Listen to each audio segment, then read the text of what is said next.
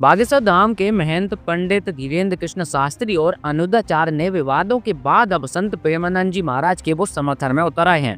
धीरेन्द्र कृष्ण शास्त्री ने कहा है कि प्रेमानंद महाराज जी के विरोध से सिद्ध हो गया है कि कई लोगों को पेट की बीमारी है। उस दिन के बाद एक बात मेरे मन में बैठ गई है कि इस देश में सत्य बोलना कितना बड़ा कठिन है।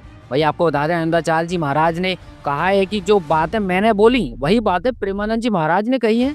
उनके तो शब्द भी अच्छे थे, फिर भी लोग उनका विरोध कर रहे हैं। अब वैश्या को वैश्या ही कहना बुरा लगेगा। भाई दोनों ने बढ़ते विवाद पर क्या सफाई पेश की है, चलिए क्या है पूरा मामला जान लेते हैं। छतरपुर में 8 अगस्त को धीरेन्द्र कृष्ण शास्त्री ने कहा है कि ये बात भी सही है कि हर स्त्री बुरी नहीं होती, हर व्यक्ति बुरा नहीं होता, हर मजहब में व्यक्ति बुरे नहीं होते, लेकिन कुछ तो होते हैं। पंडित धीरेन्द्र कृष्ण शास्त्री ने आगे कहा है कि समाज को देखने का अपना अपना नजरिया है। जो सनातन को मानते हैं उनको हम ठीक लगते हैं, जो सनातन को नहीं मानते उनको हम दुश्मन लगते हैं। आपको बता दें, पिछले महीने प्रेमानंद जी महाराज के एक बयान पर विवाद पैदा हो गया था। उन्होंने कहा था कि आज के समय में 100 में से 2-4 लड़कियां ही मुश्किल से पवित्र होती हैं, बाकी गर्लफ्रेंड बॉयफ्रेंड के चक्कर में उन्होंने कहा था कि बहुत कम कन्याएं और पुरुष वास्तव में पवित्र जीवन जीते हैं।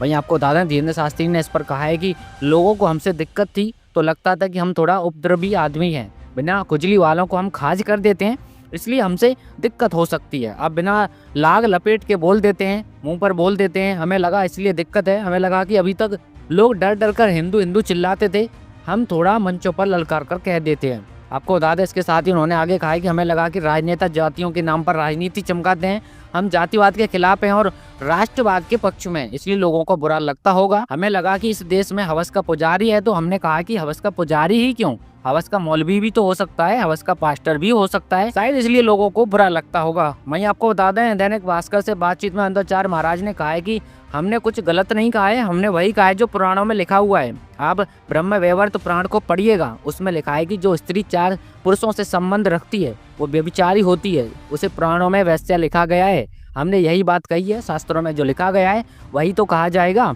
वहीं एक इंटरव्यू के दौरान अनुदाचार्य महाराज ने अपनी बात रखी। उन्होंने कहा है कि हमारी ही बात को संत प्रेमानंद जी ने भी कहा है, उनके शब्द तो भी अच्छे थे, फिर भी उनकी आलोचना हुई है। कुछ लोगों का एजेंडा सिर्फ संतों की बुराई करना है। उन्होंने बताया कि विरोध करना है तो विरोध करते रहो, हमारा उद्देश्य है कि समाज को चरित्रवान बनाया जाए, आप भी चरित्रवान बनिए, हम भी चरित्रवान बने। उन्होंने आगे कहा कि संत प्रेमानंद जी महाराज ने भी वही बात कही जो हमने कही, हम दोनों की बातों में सिर्फ शब्दों का अंतर है, बाकी दोनों का तात्पर्य एक ही है।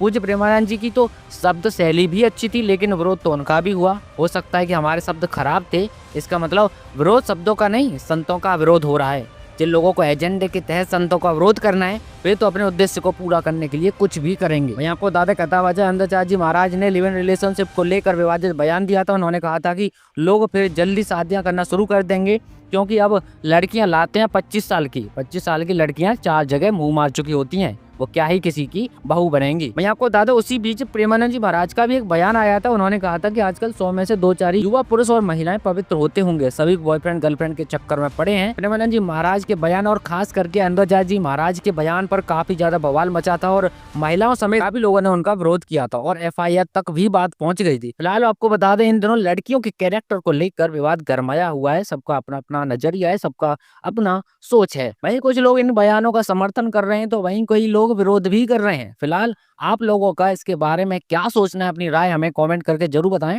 और आगे भी देश दुनिया की और भी तमाम खबरें पाते रहने के लिए हमारे साथ जुड़ जाइए। हमारे वीडियो को लाइक करके चैनल को सब्सक्राइब भी कर लीजिए, ताकि आगे भी आपको सारी खबरें मिलती रहें। तो चलिए जल्दी मुलाकात होगी अगली किसी और खबर के साथ, तब तक के लिए ख्याल रखिए। नमस्कार, जय हिंद।